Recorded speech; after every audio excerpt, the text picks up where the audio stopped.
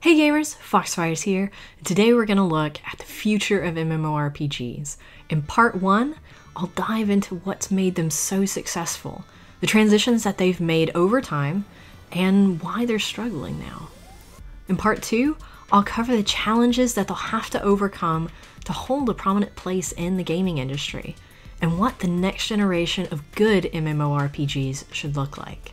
Looking at what's made MMORPGs so successful, we can frame whether those features still give the games the same kind of edge. Massive multiplayer online role-playing games took the PC gaming world by storm back in the early 2000s. What gave them their initial explosive appeal? Many millennials grew up with console games, Nintendo, Sega, PlayStation, Xbox, in the days when gameplay was largely solo. The rise of MMORPGs like World of Warcraft brought this totally new opportunity for isolated gamers to connect with people around the world who loved playing the same kinds of games they did. You could play with friends from school without having to be over at their house, or make new gaming friends who didn't even go to the same school. WoW wasn't the first MMORPG, but it hit explosive growth that dominated the industry, and with the most players, it was the king of gamer connectedness. There's something to be said too for the open world design of MMORPGs, which was really fun to explore. The first time getting from Teldrassil to Stormwind, exploring giant gorgeous cities filled with players trading and adventuring. It's part of an immersive journey that stays with you. A lore, an atmosphere, a complete world that you're pulled into. Even today, when I watch a WoW video, it's the little things like the NPC voices that hit me with nostalgia. Character progression and context of online connectedness was another great edge. The more you played, the stronger your character got to defeat not only digital pixels in isolation, but to duel and defeat actual people in PvP. The fun of defeating real players and rooting for our champions led to the boom of the esports industry and live streaming. So let's sum up these three things that made MMORPGs successful as connectedness, game world immersion, and character progression. Now let's look at why many MMORPGs are struggling. 1. Connectedness. Connectedness was a fantastic edge MMORPGs had that the rest of the gaming industry has caught up with. It's now commonplace for PC and console games alike to have an online component for players to be able to befriend and play with anyone. So while this was a huge factor driving the popularity of MMORPGs, it's no longer unique, so it doesn't give them the same edge it once did. Then, there's the human element. That same edge of connectedness and playing together has a flip side. Guild drama and factions. When guilds break up, and they will break up, lots of players quit. When one faction dominates in a game that's faction-focused, players will either quit or join the dominant faction, exacerbating mechanics and overall gameplay that relies on having multiple factions. Connectedness is not only the ability to play with others, but also the degree to which you do. And that's declined in MMORPGs over time.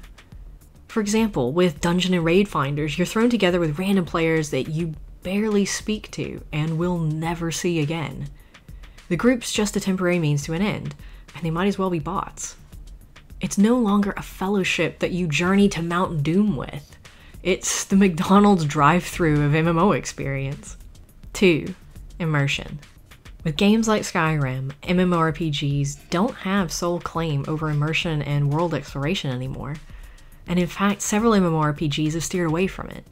For periods of World of Warcraft, everything you would ever need was in your garrison. You could queue for battlegrounds, dungeons, do your professions, all from the non-interactive comfiness of your own garrison. You never needed to go out into the game world for anything. And the game lost a lot of the immersive feel that drew so many players to the game in the first place. 3. Progression. Character progression and context of connectedness doesn't age well with many MMORPGs. This is especially true for games like ArcheAge, where there's no real catch-up mechanisms for newer returning players. If you fall behind or start late, you're in for a really bad time unless you swipe with a credit card hard enough, which I'll touch on again later. The game can become punishing. You feel like you must play in order to keep up. But there's also a different kind of character progression that doesn't age well, and that's leveling and gearing from scratch every time you start a new MMORPG. Because there are no real catch-up mechanisms in games like ArcheAge, some players are drawn into ArcheAge when they open up a new server, a fresh start for everyone to be on the same footing again. But a ton of ArcheAge players are turned off by the idea because they spent so much time already on the character that they have, all that time, effort, and energy. They don't want to start over again when a new fresh start opens, even though they're behind where they are. And this can be extended to veteran MMORPG players in general. After a veteran has spent time in some combination of half a dozen MMORPGs, EverQuest, EVE, WoW, Guild Wars, Aeon, Rift, Star Wars, Lord of the Rings, ArcheAge, Defiance, WildStar, Black Desert, and Final Fantasy, just to name a few. The prospect of leveling and gearing yet another character can seem repetitive if the world and gameplay doesn't feel different enough. There's been a trend in the past few years for many MMORPGs to use a model of RNG progression, but these kinds of mechanics infuriate players because there's no direct and proportional reward for the investment of time. This has been a big problem for World of Warcraft and the Battle for Azeroth expansion. The Azerite gear system had such a heavy RNG component that many players were putting in tons of time with no rewards to show for it. The enraged gaming community took the issue to Blizzard, who doubled down by saying the player base was wrong and that the system was good. Blizzard has only recently backed down and worked towards incorporating a currency system for players to be able to obtain that gear. It's the same problem in ArcheAge under the Haram system right now. For Tier 1, you go farm a particular kind of mob, and rarely it will drop a piece of gear. But it may drop cloth when you're a leather wearer. Even if it drops leather, its stats are random when you unseal it. In order to level the piece of gear up, you need more rare drops from different mobs. As you dump the rare infuser drops into the piece of gear to level it up, you have a chance to re-roll the stats. But it's random what the stat will become. So you can spend hours upon hours trying to obtain and level a piece of gear, only for it to still be useless for your character and class on the back end, and then you need to go farm up another piece. This is key, so I want to emphasize this. You spend countless hours trying to obtain or working on a piece of gear, but due to RNG, you don't progress. And you have to do that for every piece.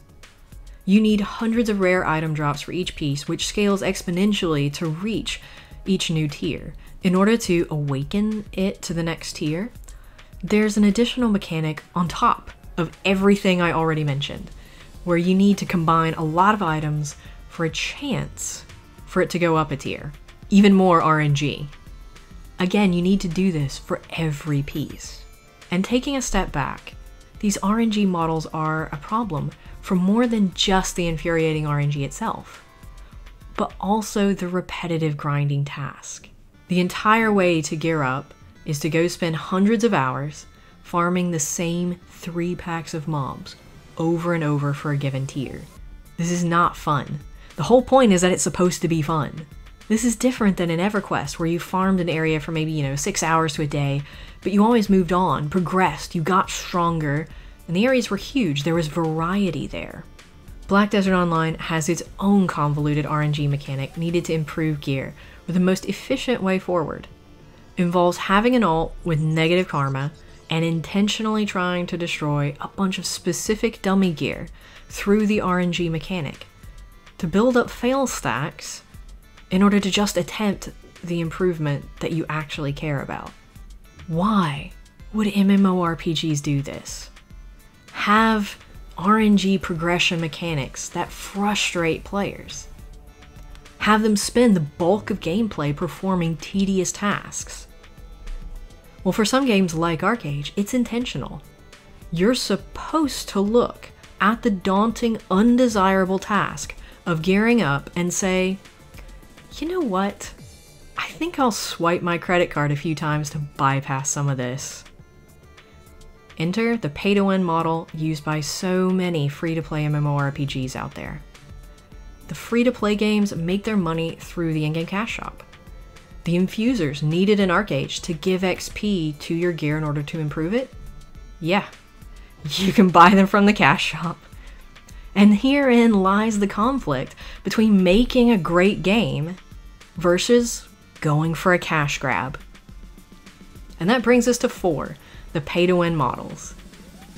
They've given up on making a long-term game, accepting that instead, with so many competing titles and different types of games, the majority of players will play for less than 3 years, perhaps less than a year, before moving to a different game. The majority of players will come in near the MMORPG's launch, and then the player base as a whole is expected to decline from there, not grow. So the company's focus is how to milk the most money out of the player base based on the amount of time they estimate that they can retain players. MMORPGs are struggling for other reasons though too. Lots of games are made popular because of live streaming. So there's this whole new variable to add to the overall equation that determines a game's popularity, and that's its streamability. So 5, streamability. A Twitch streamer wants to bring in more viewers and subscribers, and that's easier if a game has good streamability. These are dynamic games with lots of action, not too much downtime. Gameplay that's fun to talk about, like esports casting. The Twitch streamer's followers watch the cool gameplay and then they go try the game out for themselves. Repetitive MMORPGs are at a disadvantage here. Streaming PvP battlegrounds like in WoW can be fun, but no one wants to watch me grind the same 3 packs of mobs in ArcheAge for hundreds of hours. And because ArcheAge is a really difficult game to stream, I and other creators can't grow our platforms through streaming by playing it. Loss of visibility hurts the game. Overall, MMORPGs have lost the edges and unique qualities that drew players in. Connectedness in terms of linking players from around the world is commonplace for tons of other types of games, not just MMORPGs.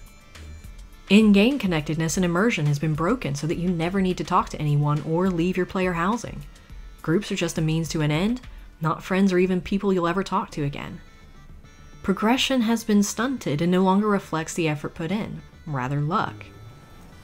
And now, several games operate on a toxic pay-to-win model that destroys the game, milking players short-term for cash, and don't offer gameplay good for streaming. Together, this has made games like Overwatch and Fortnite really appealing. These are skill-based rather than progression-based. You don't fall behind in progression due to bad RNG or when you take a hiatus. And they're not based on a pay-to-win model. They're short games, battling players, which fits a gamer's limited playtime, and still gives that high of victory over defeating a real person. The games are simplistic in concept. That makes them easy for new players to pick up. And streamability. Always a new game, and people love to watch their champions. Good streamability makes for a good stream and drives popularity. Now that we've looked at what made MMORPGs successful, and why they're struggling now, be sure to subscribe and ring that bell to be notified for part 2, where I'll apply everything from part 1 to forecast what happens to MMORPGs like WoW, ArcheAge, and Black Desert. What the next generation of good MMORPGs should look like, and which upcoming titles are delivering those next-gen features. What's been the biggest reason that you've kept playing or quit your most recent MMORPG? I'd love to hear your thoughts. I'm still part of the Trion Creators Program, I think, if it still exists. Trion Worlds just got sold to Gamigo, and they didn't send any giveaway codes this month, so I'm not sure if they're going to continue the Creators Program or not. If you'd like to see the Creators Program continue, tag your comment with #GiveMeCreators. And if you're still playing ArcheAge and would like a chance to win a code for some undisclosed item if they eventually do send codes, also tag your comment with #GiveMeCodes. So again, that's #GiveMeCreators and #GiveMeCodes. As always, thanks for watching, gamers. I'm Foxfires, and this has been my take on what made MMORPGs so successful and why many are struggling. Whatever, they're gonna lose mid without their star healer. We do have both of the runes, so... Oh, he's almost dead. Oh, why? Why is it that almost he dies? Come on. No. I interrupted that. Yes. Yes. So balanced. That's one thing I'm hoping for ArcheAge is that they don't It's have more this balanced. immortal healers. Yeah.